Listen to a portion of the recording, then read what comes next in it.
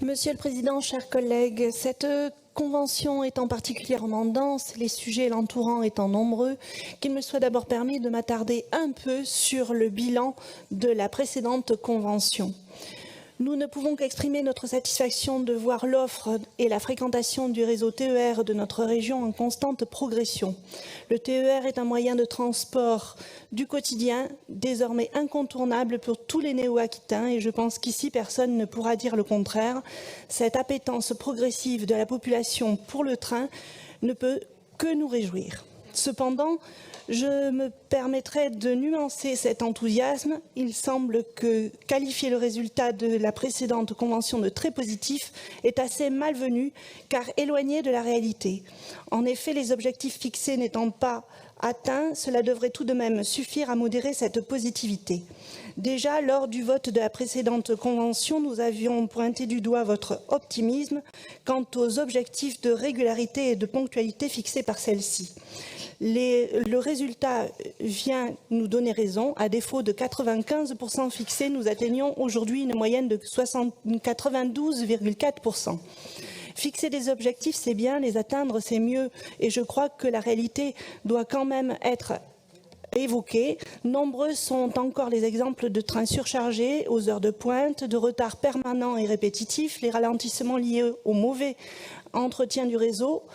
Alors, bien sûr, nous notons la volonté de notre collectivité d'améliorer ce réseau, son fonctionnement, l'offre, les investissements. C'est évidemment l'objectif que nous partageons tous, mais veillons tout de même à rester exigeants vis-à-vis de la SNCF et à ne pas donner l'impression que tout va pour le mieux dans le meilleur des mondes.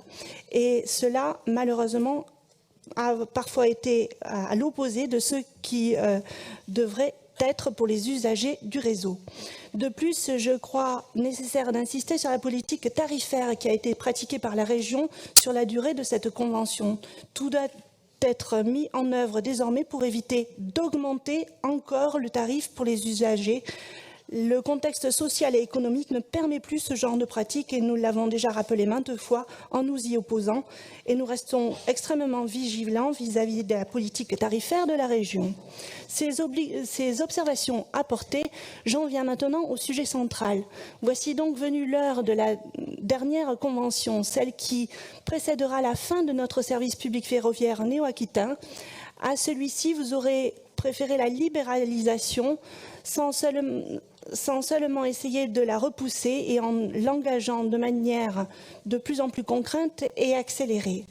Votre fatalisme laisse voir un manque de courage qui est le vôtre sur cette ouverture à la concurrence. Il ne nous semble, et nous ne sommes pas les seuls à le dire. Que doivent penser les socialistes sincères, s'il en reste quelques-uns, de votre majorité face à cet abandon sans équivoque de notre service public, sans même une tentative d'opposition au profit d'une privatisation progressive qui semble inévitable. Pour un homme de gauche, adopter, voire faire vôtre la position des pires libéraux, c'est assez cocasse. Par cette présente convention, vous ne nous demandez même pas de renouveler votre confiance à la SNCF Voyageurs. Vous actez de manière on ne peut plus claire l'ouverture à la concurrence de notre TER.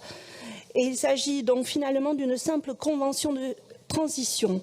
Une liaison entre un service public fonctionnel, parfois en manque d'efficacité, mais auquel les néo-aquitains sont très attachés.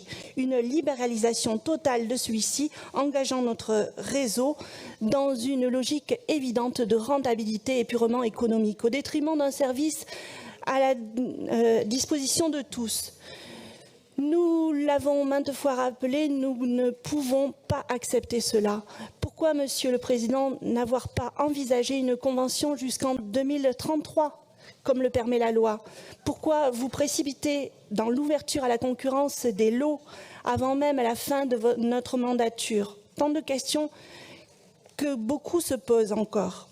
Cette ouverture à la concurrence va faire entrer notre réseau dans une logique de rentabilité exclusive. C'est la mort annoncée, Monsieur le Président, de nos petites lignes si chères à notre groupe.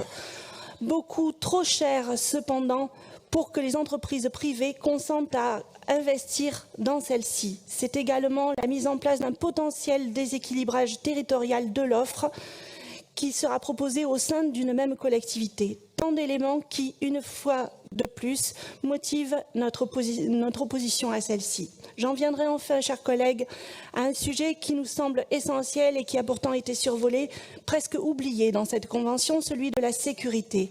Une exigence particulière vis-à-vis de celle-ci nous semble évidente, mais visiblement ce n'est pas votre cas. Nous le demandons depuis longtemps, la région doit s'engager dans une politique de sécurité exemplaire dans le réseau TER. Nous devons imposer à la SNCF, quitte à les accompagner financièrement sur ce sujet précis, d'augmenter le nombre de patrouilles de sécurité ferroviaire, ainsi que les contrôles à bord nécessaires pour lutter contre la fraude et qui permettent également d'assurer une présence rassurante pour les voyageurs. La généralisation de la vidéoprotection au sein des infrastructures et dans les rames nous semble également nécessaire. Le nombre d'incivilités et de violences est en constante augmentation dans les transports de notre pays et la Nouvelle-Aquitaine n'y fait pas exception. Face à cela, il est indispensable que la région prenne ses responsabilités en ne considérant pas la sécurité des personnes comme secondaire. Je ne reviendrai pas sur les nombreux autres points qui nous semblent problématiques, comme le scandaleux tarif préférentiel pour les demandeurs d'asile, par exemple. Vous connaissez notre position là-dessus. L'essentiel étant abordé, je vous indique donc que notre groupe s'opposera à cette convention TER. Je vous remercie.